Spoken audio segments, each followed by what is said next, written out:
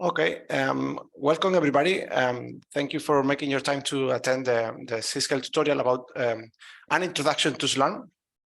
And I mentioned this because it's an introduction, really. I didn't have the time to go very deep, but I think it's good anyway that we give this introduction. And then if you think so, we can target a second follow-up tutorial with more details if you need specific support. So let's get started. What I'm planning to show today is why should we use batch scheduler, being Slurm one of them, why we use Slurm, and then I like to focus a little bit on when to use it, basically. That means knowing your workload and knowing the cluster, because getting to switching from your local computer to a cluster, a batch scheduler, is not an easy task. So there needs to be a motivation for doing that. As I mentioned before, please feel free to stop me and interrupt if you have a question. To me, this is an informal discussions, and feel free to raise any aspect that you want to discuss.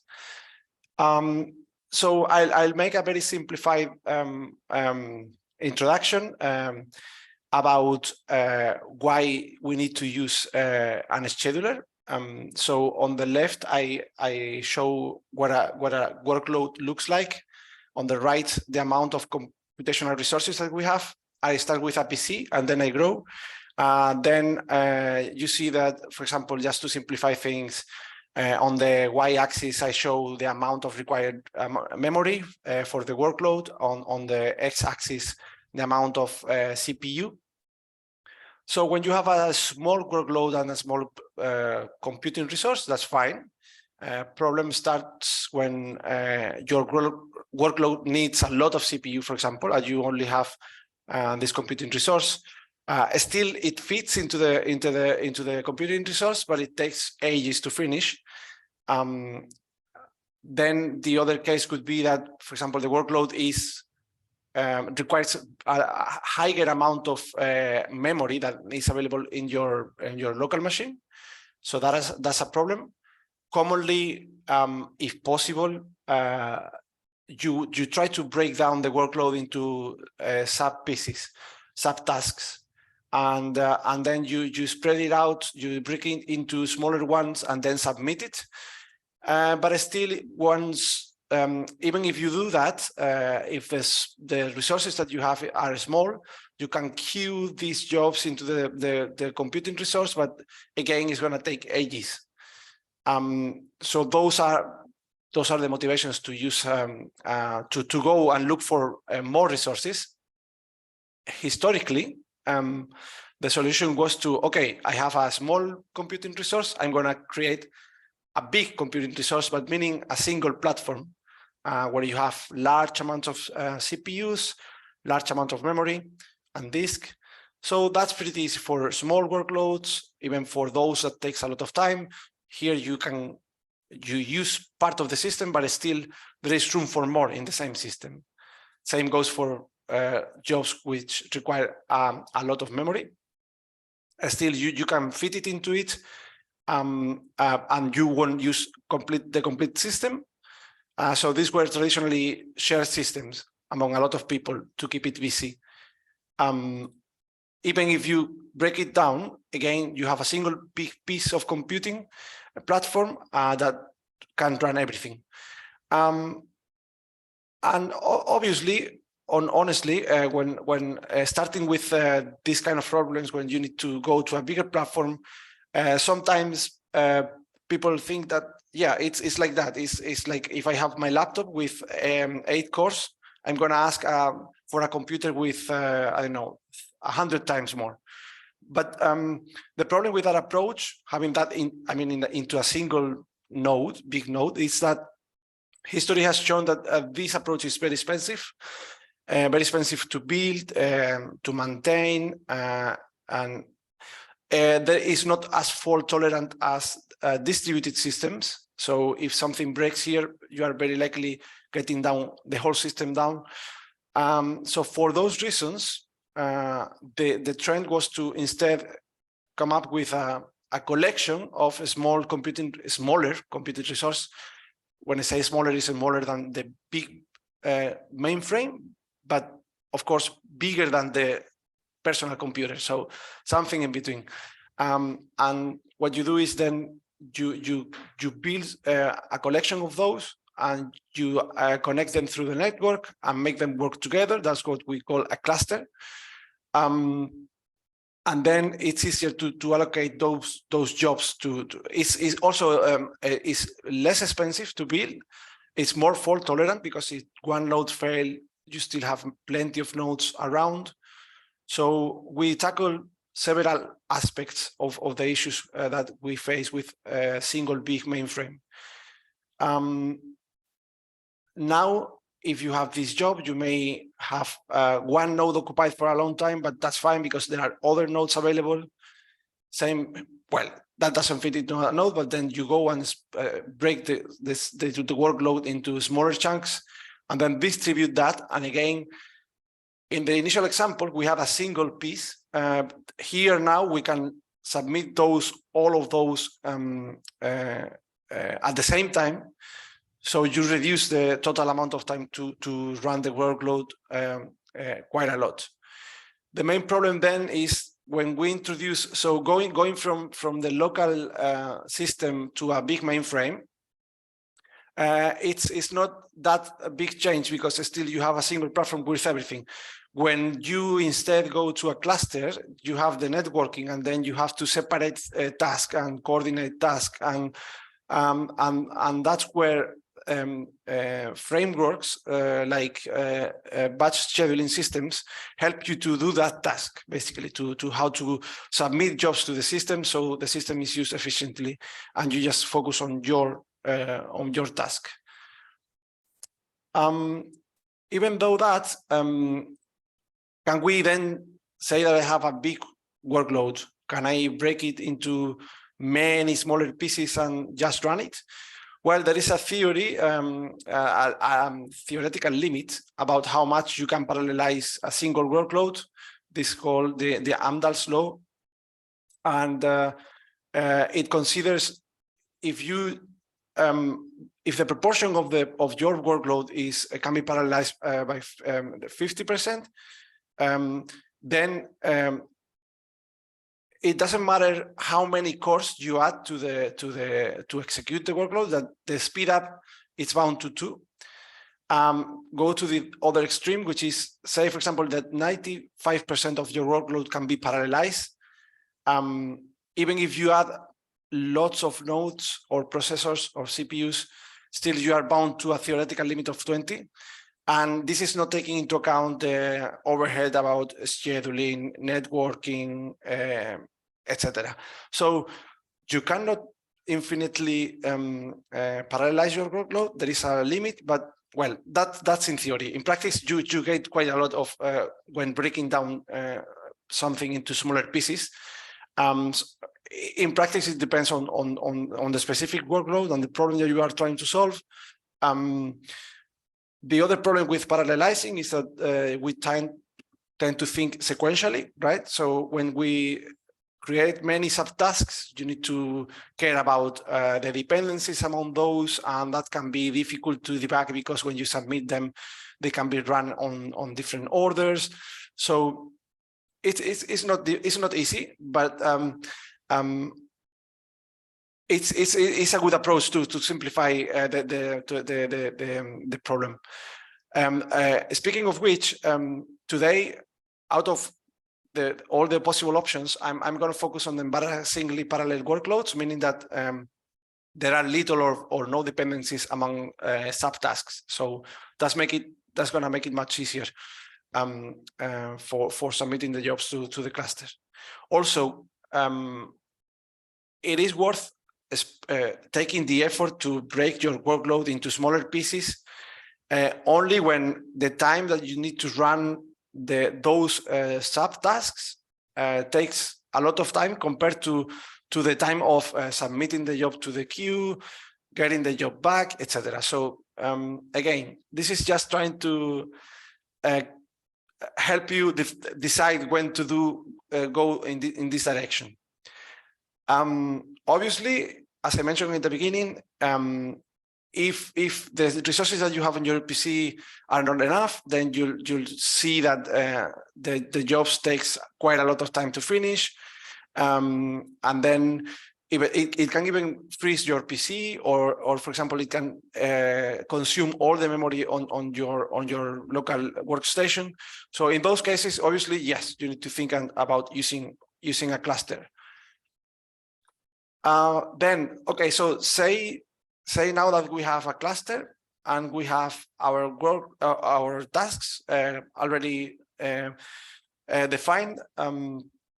So before batch scheduling systems, we had a collection of computing nodes, and we have a group of people trying to use those. And the first approach was, okay, everybody is gonna just use what's available, but that was kind of a manual approach, right? But that's not efficient, because then the allocation is not optimal, basically. So that's why a family of systems like Slurm became so popular, because basically the idea is that on that cluster of nodes, you define one as the master and the other nodes as the workers, and then everybody send their jobs to a queue, can be one or multiple queues, and then there is this system that is gonna be dealing with all the problems about allocating the jobs to the workers, taking into account how the resources available on each of the nodes, the load, the number of jobs in the queue. You can also define policies about what's more higher priority, what's not, etc. Right? So the idea is that again, make an efficient use of the cluster of nodes in a system through these batch schedulers.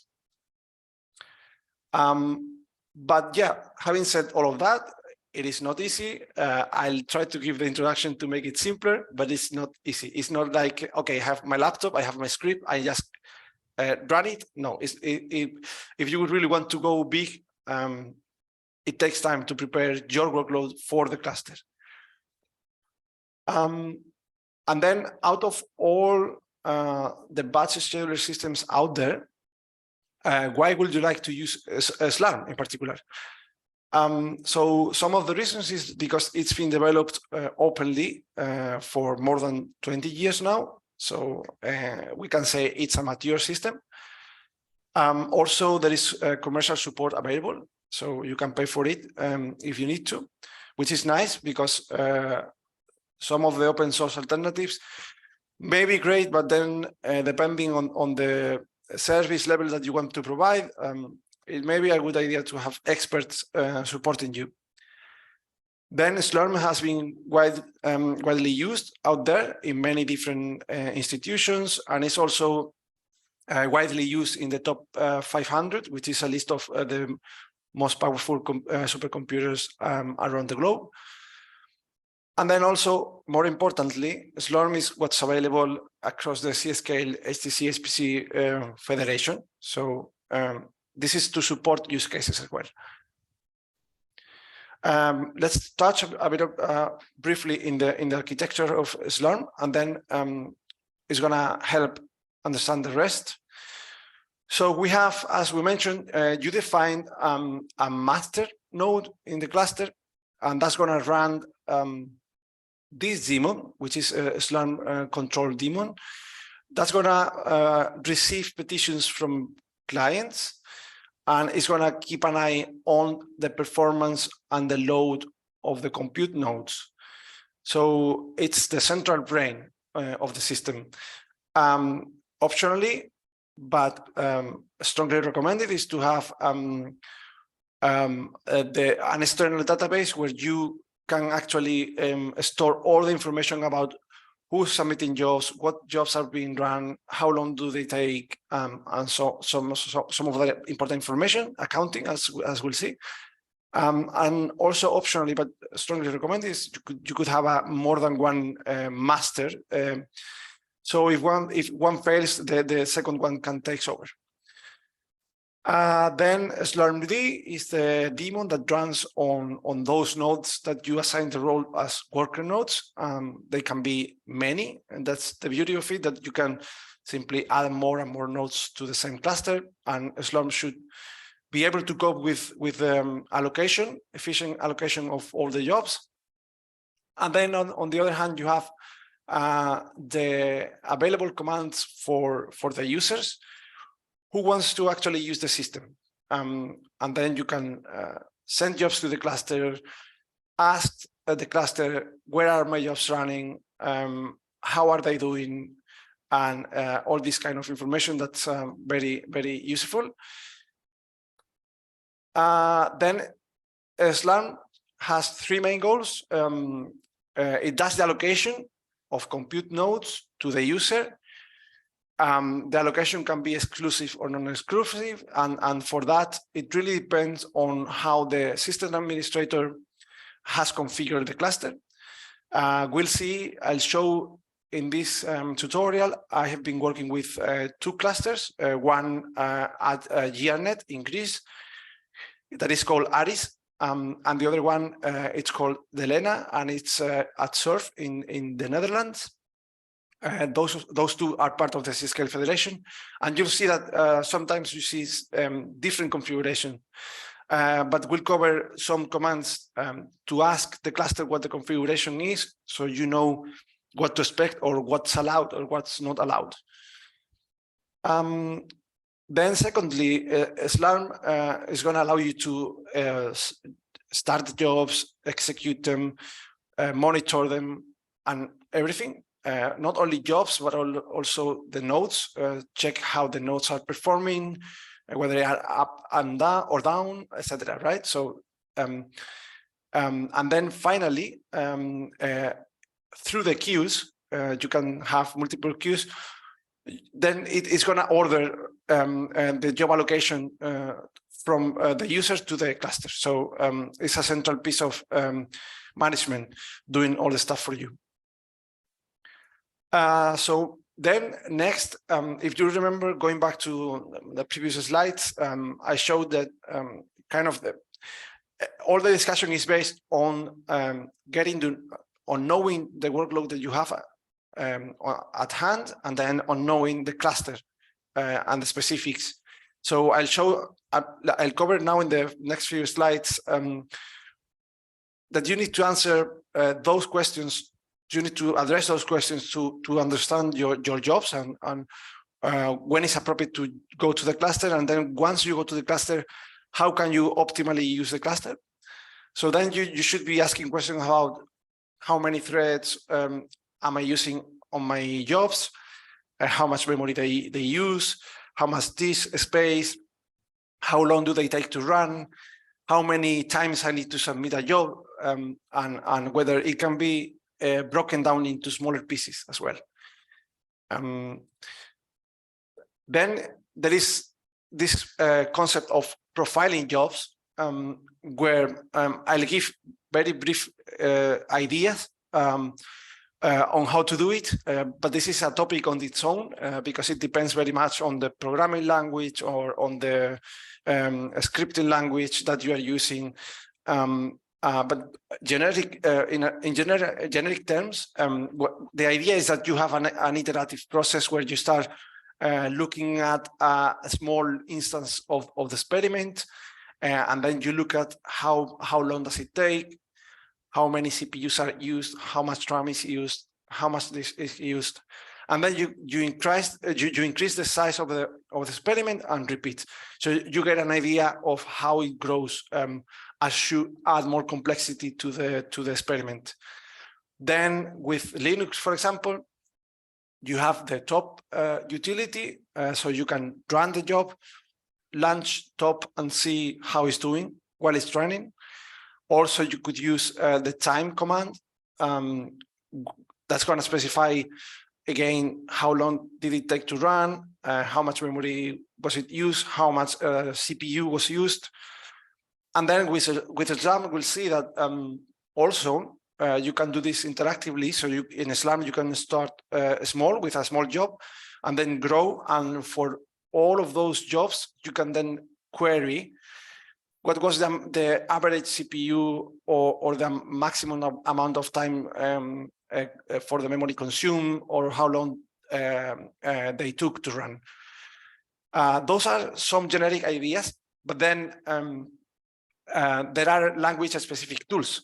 And for example, thanks to Bernhard, in the CScale user day that we had at the beginning of the month, he mentioned there is this PySpy project, which, for example, is going to do the profiling for jobs in Python.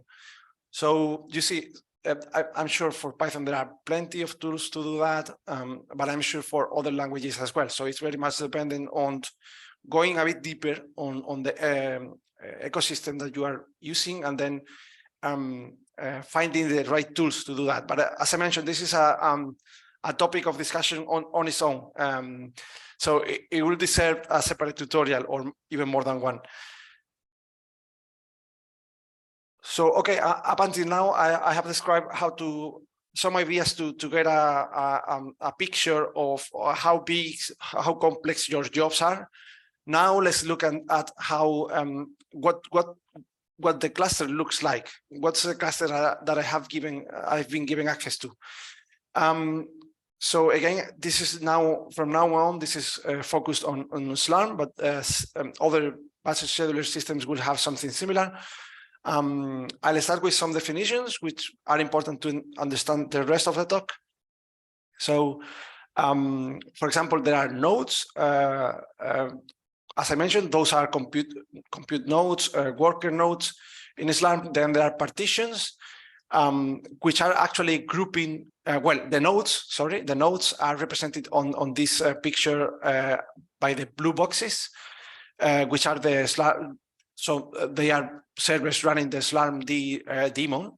So you see a collection of compute nodes here.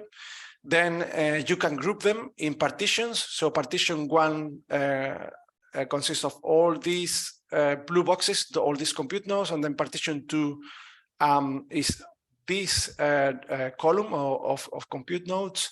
And then you can go even, I think it's not mentioned in the picture, but with Slurm, you could also have more than one compute node into more than one partition. But just for simplicity, let's consider now that every compute node belongs to a single partition. Then we have the concept of job and job steps. Job is what you ask Slurm to allocate for you, and that may consist of subtasks in the same job. So, for example, in the red one, you see there is a job with a single step, and that step is actually asking access to 6 nodes, and it can give. You can request access to. I mean, you can specify requirements, and then you can say, okay, I need 6 nodes, but then you can have more refined requirements, like, for example, I need this amount of memory, this amount of CPUs, and we'll see that in an example later.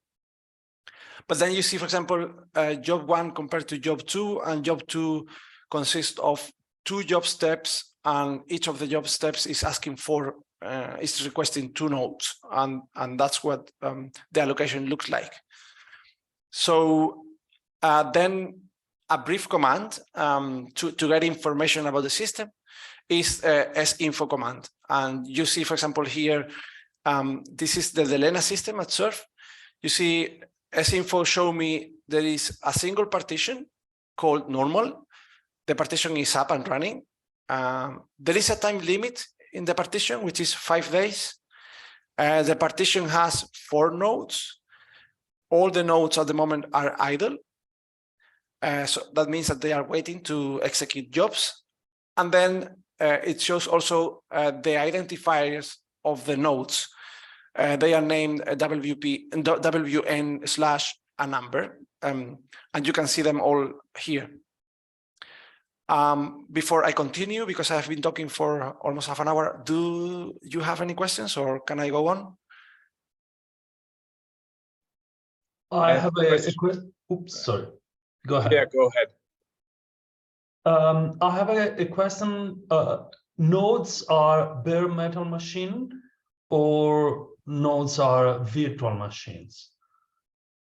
It can be anything that's running the Slurm daemon. So yeah, it is up to you. You can even have, going back to the architecture, you could even have everything on the same machine. But then obviously, if you want to get very good performance, you'll want to have Slurm daemons on bare metal nodes, very big ones, right? But if you are doing testing, for example, you are, say, troubleshooting or developing a workload in Slurm, and you are doing prototyping, maybe you are fine to have a set of virtual machines because you don't care about the performance. You care about whether the workload runs or not properly. So basically, you can place these daemons on virtual machines. You can place them on bare metal machines. I think you can even have a mixture, of course. And you can have everything on the same machine as well. So it is up to you, basically, as the administrator of the cluster, on how to actually allocate daemons to worker nodes, being those physical or virtual. Yeah. Thanks. Benjamin? Yeah, I had the question about the querying. Not the querying, the queuing, sorry. So can you as an administrator decide on like prioritization of jobs? So if you go back a couple of slides, then you see that there are multiple users. Further back, Sebastian, there are multiple users submitting jobs here to the master host. So you can decide on the prioritization as a master host, right? Or as an admin. Exactly. So this is very dependent on the system, on the batch scheduling system. So what I found for Slurm is that you have a parameter, parameter when you submit the job, and that parameter is called priority, and you could set a priority. And what I found in the documentation is that the priority can only be set by the administrators. So only administrators can change the priority of jobs. Otherwise, users can only submit jobs, and they should be scheduled in a fair way across the cluster. But the admins of Slurm can say, okay, I'm gonna increase the priority of this. But that's for Slurm. What I found for other systems that I used in the past, like for example, SunGrid Engine, is that users could also specify a priority on their jobs. Because you, for example, may have 1,000 jobs, but you can say these 100 are higher priority, and you could specify that as well. But in Slurm, apparently that's only allowed to administrators of the Slurm system. Okay, thank you. Okay, good. Sebastian, can I also one cross-check question? I may not get everything yet, but so as I understand, as a user decide how the jobs look like, right? The size of the jobs and what's included, and the Slurm has a mechanism called that's cutting this the jobs down in job steps, right? Yeah. And so do I decide how large a job is? So if, for example, I could cut down my own job in 100 subsections, and is it better than for this whole system to make a lot smaller jobs, or does it really not matter? And you just say, hey, give me a large job, and the stepper just cuts it down anyway. No, it is up to you to define exactly what your job is going to consume. So actually, what you do is you define your requirements, and then depending on the implementation, those requirements can be enforced or not. So, let me explain that. For example, you could say, this job is going to use 2 gigs of RAM memory, for example. Some systems, if your job goes over the 2 gigs of RAM, it's going to kill it, but some others will not. So the information that you give about saying, for example, my job is going to consume 2 gigs, in theory, that should be as realistic as possible. And that's the information that Slurm takes into account to allocate your job to the proper worker node, depending on the load.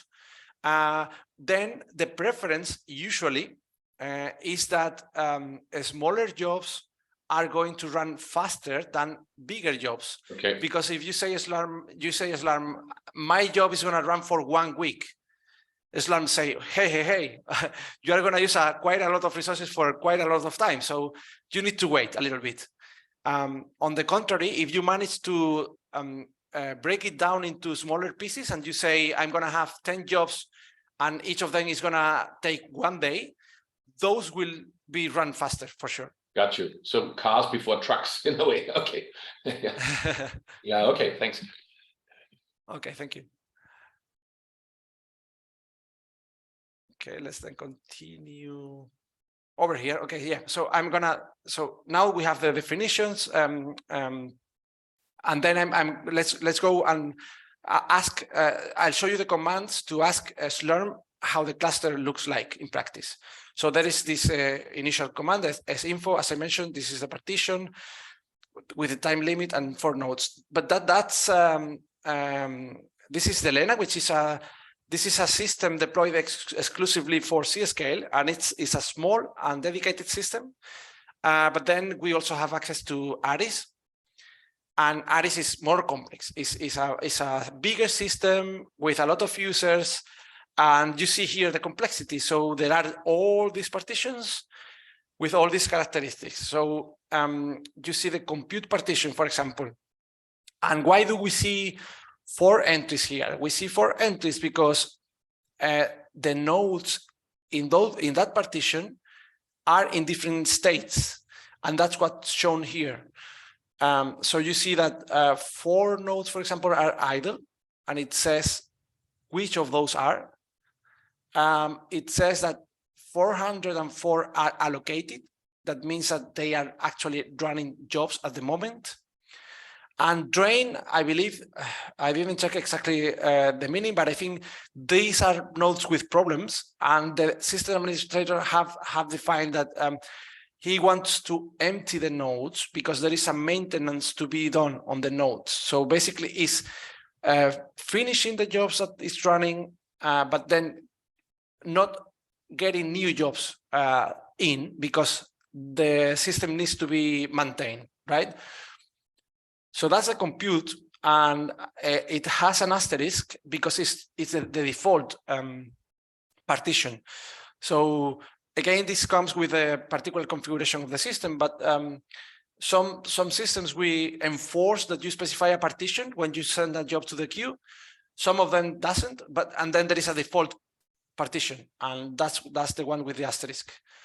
But then you see that Aris has also grouped the nodes with different characteristics. So they have kind of standard compute nodes, but they also have FAT nodes, and they have GPU nodes, and they have PHY nodes. These are accelerators. They have a couple of visualization nodes, and they have a single machine learning node. So you see how you group nodes into different partitions with different purposes. You can also see, for example, that the time limit for most of them is infinite, but then there is a special partition which is short, and the time limit is 4 hours. And I believe this is where jobs can run very, very fast. If you submit to that queue should always be kind of available, less busy than others, but it's for, yeah, kind of urgent jobs to run. Then there is an option for sinfo, which is summarize, which compacts the information per partition. So now you see there is only one entry per partition. That's going to group the nodes in the states they are in. So for example, you can see that again, the compute partition, A is allocated jobs, I is idle jobs, O is other states. As we saw in the previous slide, this is drain. And then you see T is total. So it is a nice way to check how many nodes in total are on each of the partitions. Then, so you say, okay, we see the partitions, we see the nodes, but I as a user, what do I have access to? So there is this command. Again, the slides will be shared with you after the talk. So don't need to take notes. I'll share them so you can basically copy and paste the commands when you get to the cluster. Also, there are links to the documentation because these commands have many options. So I try to focus on those that are very interesting, immediately interesting for you guys. So with this command, for example, you say, okay, this is my username, this is my account. I'm not an admin of the system. The cluster names is Aris, and I have two accounts. And this is because at the moment in Aris, we have two use cases, GPET and HiC. And for example, you see that HiC is restricted to use this partition, EL7 task P, but then GPET is allowed to use all the other partitions, basically. I think this means any partitions. It's not restricted, basically, to any partition. And then when you submit the jobs, as I mentioned before, some clusters may ask you to specify your account and your partition, otherwise it'll fail. And that's the case of Aris. But for example, for the Lena, because it's a dedicated system, you don't have that restriction. You say nothing, and it's going to end up in the normal partition. Now, more information. Okay, now say, for example, that I am the HiC use case in Aris, and I know, okay, I only have access to this partition. What can I do with this? So sinfo, again, will show you a little bit more information. Like, for example, this one, the amount of nodes, the status, etc. But there's a more interesting command, apart from sinfo, which is scontrol show partition. And you see more detailed information, like, for example, which groups of users are allowed to submit to this partition, which accounts, which nodes, what's, for example, the default time for the jobs. I won't go over all the details because we are running out of time, and I'll go just to the most interesting options. So, for example, here you can see again which nodes are allocated to this partition. You see, for example, that the default minimum request is one node. You have no limits in terms of the request per node. And you see, for example, this is very interesting, the total CPUs. So, okay, we have 4 nodes, but in total we have 320 CPUs available. And then the maximum amount of memory per node is 0.5 terabytes. So you get an idea now of, okay, what's available in this partition? How can I break down my workload, right? And you can use this with any partition and any cluster, so you get an idea, okay, this is how I want to break down my workload into smaller chunks because it fits into the available capacity. Just to compare it with the Lena, which is a smaller one, again, this is it's 4 nodes, but then they have in total 4 nodes with 16 CPUs. So basically, this is 4 CPUs per node. And but you see, for example, here it doesn't say the amount of memory. So those are things that the administrator has to tweak in the background for you to get the information. Same thing with features. So there are optional features. So for example, the administrator could specify an arbitrary key value pair for nodes and say, this node is CentOS 8, this node is CentOS 9, this node is whatever, right? And then those are kind of customized features on the node that you could request when you submit the job. You could say, my job has to run on this specific operating system, for example. And that's applicable to other arbitrary resources. It's basically an agreement between the Slurm administrator and the user of the cluster. Yes, Benjamin? How would you install, let's say, certain packages onto such a node? Like usually packages that I need for computation. Right, that's an aspect that I haven't covered, but I can briefly mention what was the normal approach. Normally, there is a file system that is available across all the nodes. And in that file system, the same that for data, you have a specific folder for software. And normally, it is the system administrator who installs things for you in a specific folder, and they make you available different software with different versions. And there are tools like the environment modules, which allows you to load a specific version of a specific software. Having said that, you could also resort back to things like Conda, for example, where you could install, because Conda doesn't require root admin privileges, you could deploy packages with Conda on your own personal space and install whatever you need. And this is commonly used for Python, R, Julia packages, for example. Yeah, and running containers. As well, sometimes there is, again, on a specific folder on this shared file system, there are specific folders with container images. Or again, you can go ahead, download the image that you need to run, and then usually in HPC clusters, because root access is not allowed, contrary to the cloud, what they make you available is normally Singularity, is now called Obtainer, but it's also there is also in CScale and EGI and so on, we have also uDocker, which is a specific tool to run containers on HTC HPC systems, which actually I like to give another tutorial about. I think it's very useful to have this. But yes, with containers as well. Yeah, of course. Okay. Okay, so we've seen information about the partitions. Remember, partitions as group of nodes, but then you can specifically show information about a particular node that you may want to check. So, for example, you know that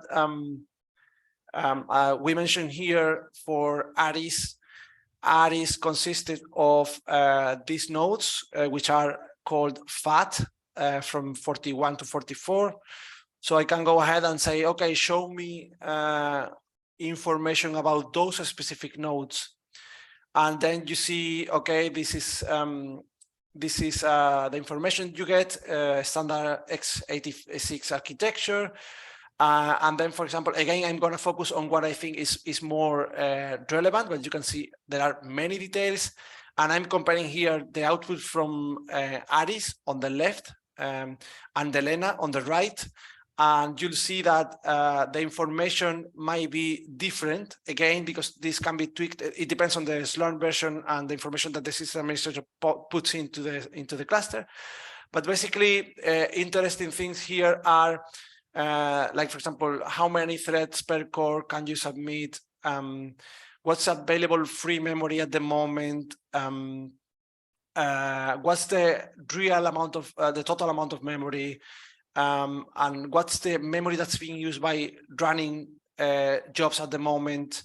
So those are, yeah, what's the CPU load, for example? Is the system loaded or not at the moment? At the moment, it's not, because it has this FAT41 has 80 CPUs and it's not loaded, for example. You could see compared to this worker node 1 in the Lena, which has only 4 CPUs, but again, it's not loaded. You see, for example, these available features that I mentioned before. The system administrator has made this available for us. This is a CentOS Stream 8, and you can request that, for example. The amount of memory is much slower compared to, so this is 16 gigabytes compared to 500 gigabytes of memory. So you can see the difference. Therefore, you cannot run the same jobs on the Lena and the same jobs on in Ares, right? That's why it's important to be able to get the information from the cluster that you are on. So it makes sense to break it down into those pieces.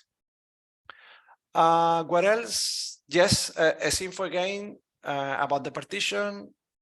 This is comparing partitions again, but I think, yeah, I've mentioned this before, so I'll move ahead. Now, okay, we know the cluster a little bit, the partition, the nodes, but also sometimes you submit jobs and you see, okay, this is not executing, it's taking so long to finish. Why is it? So you need to check how busy is the cluster, how many jobs are people running, etc. So you could use these commands, the SQ commands, for example, to check everybody's jobs, your jobs only, jobs in a partition, or jobs in a set of nodes.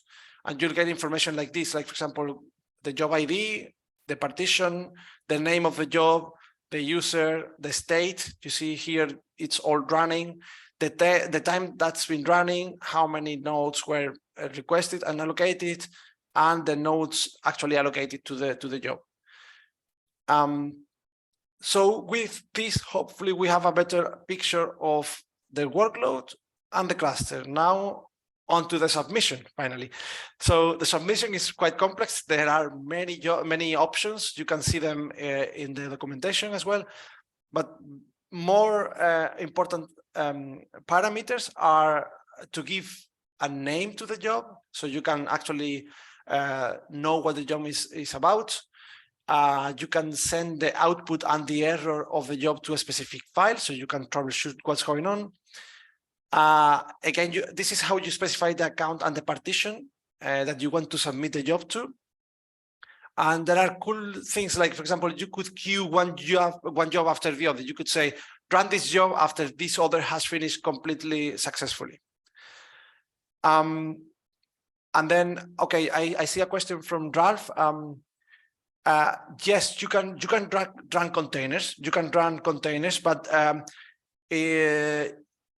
not every container. I mean, there are containers that if the container is gonna start creating networks and volumes and something like that, for sure you cannot. If the container is only a set of Python libraries to run a script, then yes, and for that you use either Singularity or Docker. But yes, definitely yes, you can run containers. Then, more importantly, you can specify how many tasks is this job going to use, how many nodes I'm going to request to run this job, and then how do I allocate how many tasks do I allocate to every node, and how many CPUs do I allocate to every task, and how much memory in total is gonna that use per node. So those are all options to play around. But again, this is basically considering that you know your job very well. This is a discussion we had before. I'm going to take examples from Aris, but this is the link to more advanced examples. For example, for MPI on OpenMP jobs. But here I wanted to cover something that is not explained in the Aris documentation, and I think that is very valuable for you guys.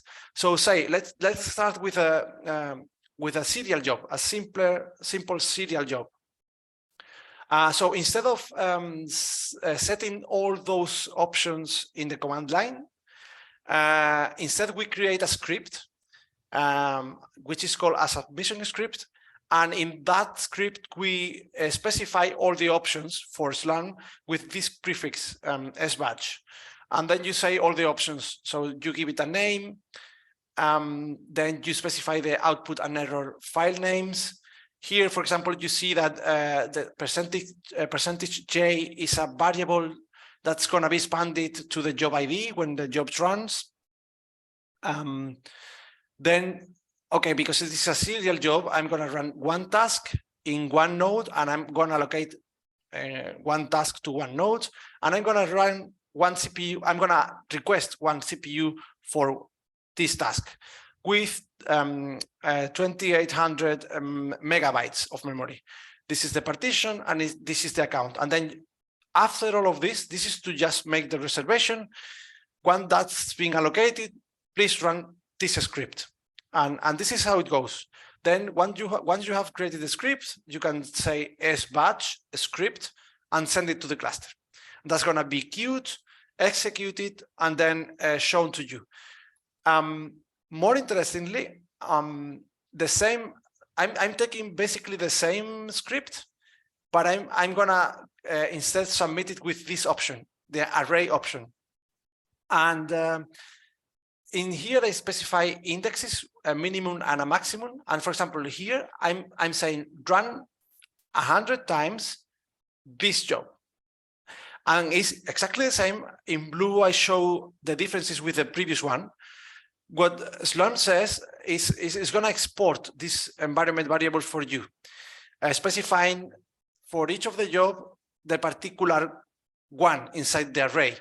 So you could use that information in the script to, for example, print out things on a specific file or whatever. What I mean is that if you had to repeat 100 or 1,000 times a task, this is the easy way to do it. And if you submit 100 jobs, obviously this is going to speed dramatically the execution time, right? You don't, instead of executing them one by one and waiting for one to finish until the other starts, with this you send this across the whole cluster, and that's going to be distributed for you. So now, once the job is submitted, this is how you basically go and query Slurm. You say, okay, once you submit it, you get an ID. You use that ID to say, what is the job doing? And basically, this is an example. For example, for recent jobs, you use scontrol or skew, but for older jobs, you use sact. And this is very important, the parameters that you ask for, because it's gonna show you specifically the information that you need. Here, I'm querying, give me the job ID, give me the name, but more importantly, give me the average CPU consumption, and give me the maximum amount of RAM used by the job, and give me the total time that the job took to run. This is all 0 because my job is a simple example, but that's where the information that you can use to profile your jobs for bigger ones, and this profiling that we mentioned earlier. And finally, there is the scancel. Sometimes the jobs are pending forever, or they don't run as expected. You need to cancel them. So this is the command to do it. Again, you need the job ID. And in the Lena, not in Aris, you could even run interactive sessions, meaning that you can book an allocation on a compute node for yourself to do some compilation or some testing or something like that. So you get your bash prompt into a compute node, and then you can play around. I think that's very useful for troubleshooting, profiling, etc. And that's it. It's almost 11. Do you have any questions?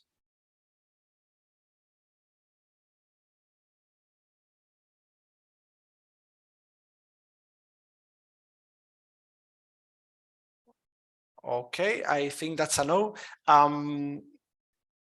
if you think that we should continue this C-scale tutorial with a more specific one, because I feel we haven't gone through the submission with all the required detail, but I think it was important to give the context. Please come back to me and we'll try to do that. Was everything more or less clear? Or do you have questions? I just want to say thank you, Sebastian. And okay. Maybe what we could do next time is to do a more hands-on session where we can show basically how to submit jobs and how to use Slurm clusters. I think that would be okay. I feel that I didn't have the time to prepare that, but honestly, yeah, I think we can just do a second training on that and go ahead with it. Yeah, right? Absolutely, yes. Basically, yeah, going live demo and running these things all together. Yeah. Yeah. There is a question from Ralph. I think we have slightly touched base on this. Does Slurm support jobs formed by Dockers? And the answer is Docker containers need root access, I think. Sebastian, is that correct? Yeah, they do, but as I mentioned, it depends on how the container is built. Some of the Docker containers can be run with other tools, not Docker. Tools like Singularity or Uptainer or uDocker. And if you run the containers with those tools and those containers are properly configured, then you can run containers with Slurm. So there are some prerequisites, but if you meet the requirements, yes, you can do it. Good. I think that's it. Okay. Yeah. Lorenzo? First question, are the nodes able to reach internet or the outside network, or they have to pass through the submitter, the main node? So again, that's something that depends on the cluster. And for example, the Lena, the one at Surf, they allow access to internet across all the worker nodes. But then Aris in GRNet, they don't. For your use case, for the Pangeo use case, that's being allocated to the Lena, so you can. Yes, you can.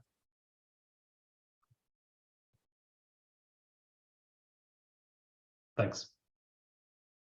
No problem.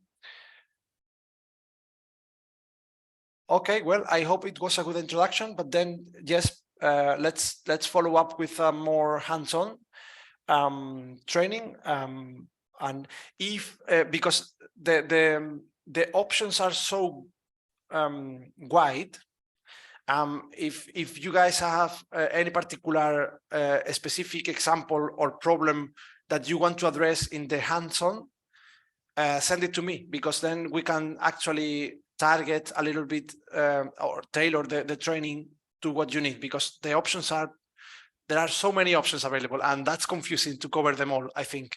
So it's very much appreciated if you have a specific requirements that we need to address with the hands-on training. Okay. Okay. Having said that, I think if there are no more questions, we can leave it here. Thanks a lot. Thank you very much for attending. Thank you. Thanks to you. Thank you. So see you next time, and thanks for the time to come to the tutorial. Yeah. Thanks. Have a good weekend, everyone. Same to you. Bye-bye. Bye. Bye. Bye.